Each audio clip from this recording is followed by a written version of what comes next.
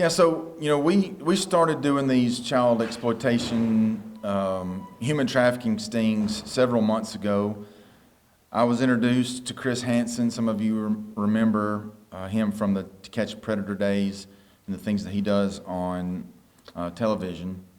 But I was introduced to him several months ago, and Chris had said that he wanted to do some stings here in Alabama and didn't really have a place. So that was something that I was obviously very interested in, because just like in this last case we talked about, it's very important to me to protect children and to protect innocents and to protect those who can't protect themselves.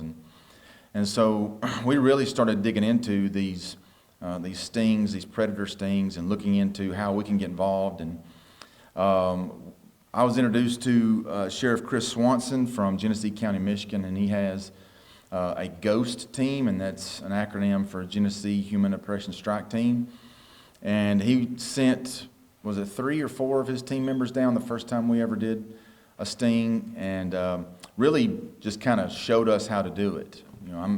I'm an okay learner when it comes to putting hands on and being involved, and better than just trying to read something and learn it. So they came down and they really walked us through. I'm talking about really just held our hand and showed us lessons learned and things that they found successful. And so we really started getting involved in those type of things. In fact, my chief deputy and Lieutenant Long, we went to Michigan sometime after that and watched them do a ghost sting in Genesee County. We participated in that and really got involved with that. So we've done 3 now. This last one that we did a couple of weeks ago was our 3rd one. And this was the first one that we did on our own. We did not include any ghost team members from Genesee County. We were able to do our own from the ground up.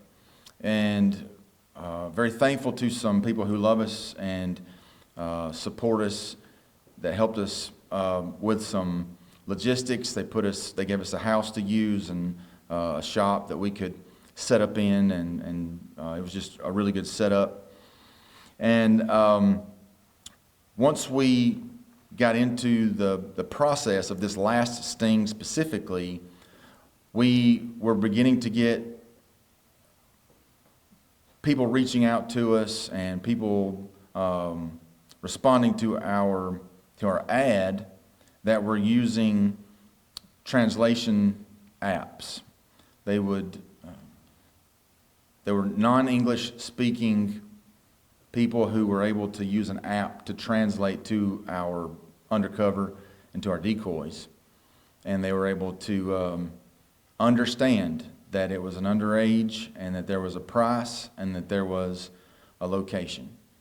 And we arrested 5, and out of those 5 that were arrested, 3 were illegal immigrants. And those 3 are currently still being held in the Blount County Jail. And as far as I know, those are the only 3 out of the 5 that are still here. I believe the other 2 were able to bond out just in the last day or 2. And we were able to use things like a NIAS law. Those 3 are actually, there's a NIAS law hearing going on as we speak on those 3. And we were able, in our last sting, the one prior to this, again, implement a NIAS law and be able to, and 3 out of the 4 we arrested there are still currently in our jail, thanks to the NIAS law when it comes to human trafficking and things of that nature. So, but that's where we are right now, is we're still holding those 3 that are illegal immigrants, and once their trials and once their cases and everything is completed based off the immigration control and enforcement holds that we have on them, my understanding is as of right now, my understanding is that once their cases are completed and their sentences are completed, they'll be deported to their home countries. You mentioned a minute ago that this is a relatively small department, but going through this training, meeting Chris Hansen, and your experience with it, would you encourage other departments to maybe kind of seek out or look into implementing these same operations in their department? Absolutely. I'm also friends and have worked closely with a man by the name of Jared Hudson, who owns the Covenant Group, or he's the CEO of Covenant Group, and that's the thing they target. They really work hard towards human trafficking. And they do training for departments, whether it be a police department, sheriff's office, any kind of enforcement agency. They do that type of training to teach people how to chat with these predators that are seeking relationships with minors, as well as show the departments how to set up the sting house and all of the things that have to be, all the I's that have to be dotted and T's that have to be crossed in order to get a good case. I will say this also, our district attorney's office, the assistant DA really helped us in our the one that we did prior to this one, to really kind of walk us step by step by these are the parameters that have to be met to have a good solid case. And since then we have really zeroed in on a good product and how to be able to make good solid cases. And we've followed that example and followed that leadership and guidance since then. So yes, I would 100% encourage any law enforcement agency to seek out this training. Come watch us. Come participate in ours. Like we did. We won't charge you nothing. We'll let you, just like Genesee County did. When they sent down their people to us, their department paid for their officers to travel and to come down here and to teach us and to coach us. If you need anything from us, we will be glad to do what we can to help you get stood up so that you can do your own. Because here's the thing, it's happening everywhere. I don't care how perfect and innocent you think that your community is, because listen, Blount County is God's country, right? I grew up here. I'm a homeboy from this area. This is my home. This is my stomping grounds, and I grew up in a very low crime, very tight knit area in Cleveland. And it wasn't until I got into law enforcement when I first started answering 911 calls that I realized there's a lot of things that go on that people don't see because they're not right in front of them. And this is one of those things. These crimes that happen against children, it's in every community. It's all across this state. It's all across this country. And, we want to do, this is what I've told others that's asked these similar questions, is that people get into law enforcement, most of the time people get into law enforcement because they want to help protect their communities. They want to do something to help protect people. But when we get into law enforcement, we realize that a lot of the work that we do is reactive. Something has already happened, and we have to go take a report and then initiate an investigation before we can actually seek out justice for a victim. In this kind of scenario, we're able to actually be proactive and go after bad guys before a heinous crime is committed. Because make no mistake, these people that show up to our stings, these people that interact with what they believe are underage girls and boys on these ads that we put out, they truly believe that they're coming to have a relationship with someone who's underage, and it's happening all around. And so for us to be able to go get them and to catch them and to put them in jail before they have an opportunity to victimize a young person, we take great pride in that. In fact, that's something that has motivated this department. I've been extremely excited to see my investigators and my school resource officers and my patrol people and my corrections officers get excited about something that we're getting to do that is a benefit not just to our community but to innocent children. And it means the world to me to see my department get excited about that. And you said 5 arrests, or how many total? 5 this time. There was 5 this time, 4 in the time before that, and was it 3 the time before that? 3. So we continue to go up. If that tells you anything, you would think that we're starting to make some press. Our name is getting out there about what we're doing, and you would think that might slow things down. But it has sped up. 3 the first time, 4 the next time, 5 this past time. And, it's something that we're very proud of, the fact that we're getting after these people and trying our best to get them before they hurt others. I have personally seen some comments where people are, oh, you're not really catching bad guys, you're drawing in people from outside the county. All these excuses that people come up with. But what they don't understand is that these people are going to victimize somebody. If we don't catch them, if this had been a real ad put out there with a real minor that wanted to, whether it be the scenarios that we use, these people would have showed up and they would have victimized a minor if we had not been there. And I take pride in the fact, and look, I'll die on that hill.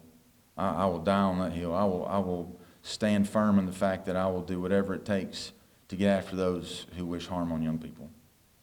You described three of the people that you guys arrested in this most recent sting, but describe some of the other individuals that you guys have come across in these sting operations, right? Because, I mean, just going back to To Catch a Predator, you saw people from all kinds of walks of life. I mean, like, what are some of just describe some of these individuals that you guys are encountering? So out of the ones that we've arrested in all three of our stings so far, I guess the one that stands out the most is we had a young man who is a local, who his dad was a longtime mayor of the city of Aniana and longtime juvenile probation officer here for Blount County.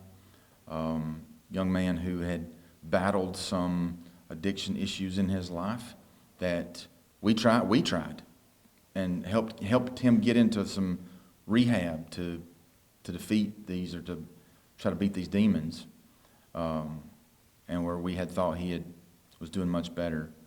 But that one was the one I think that stands out the most, especially to the people here in Blount County, as being one that kind of took our wind out of our sails, but made us realize that this is not a far-off thing, that this is something that happens, that people... And look, in all of the stings that we've done, every single sting that we've done, we've had local people reach out to our ads. We've had local people reach out and fit all of the guidelines that we would need to make an arrest, but didn't show up. We've had people make threats to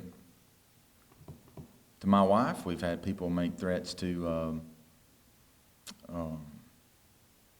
others. But one of the things that stands out to me from this last thing that we did was whenever the communication was going on, one of my chatters was telling them what location we were at, and throughout that conversation, the target asked where you're at, and the chatter told them that we were in Blount County, and he used an expletive and said, "I really want to come see y'all, but I'm scared of Blount County." And I'm going to tell you that made me understand that there are people out there that are seeing what we're doing. And that's what we want. Look, if we set up a sting in 6 months and nobody showed up, I would consider that a success, because that would mean that either we have scared people away from coming into Blount County to do that, or people are just too afraid in general to reach out. And that's ideally what I'd like to see, but you could ask Chris Hansen. He'll tell you 20 years ago when he started these investigations, he never would have thought he'd still be doing these types of investigations 20 years later, because there are still people out there who are still seeking after young people to victimize them, still seeking out people to fulfill some sick fantasies in their heads. And here we are today, 3 stings into our program, and the numbers continue to rise. Any message to parents, maybe? Absolutely. Your kids? 100%. Thank you. That is a great question. Any parent or guardian that's out there, you must be vigilant in protecting your children. And that means scrutinizing. There is no privacy. For you parents that think that you have to be friends with your children, look, my mother was an extreme disciplinarian in my life. And I love her so much. Don't mess with my mama. You know what I mean? So for these parents that think that they have to be friends with their kids, you be a parent. God put those kids in your life for you to raise. Be a parent to them. When they get old enough and they get out of the house and start having their own families, then you can be their friend. And they will respect you for that. My oldest son is 20 years old, and he is a junior at Jacksonville State University. And I told him the other day, we are this close to being able to be friends. Because right now, I'm still raising you. And you have to scrutinize their electronics. I'm talking about every single day. Dig deep. Don't, because they can hide things in apps. They can hide things from you, and you need to be looking and watching and paying attention to their behaviors. Don't leave them with somebody that you don't trust. Just parents have to be vigilant these days. It's not the same as it was when we were being raised. My mother could turn me loose in the morning. I could get on my bicycle and ride all over Blount County and be back by dinner time and not have to worry about anything than maybe a dirty kid that needs to get a bath. Nowadays, it's just not like that. There's so much out there, so many things that are available for kids that targets them.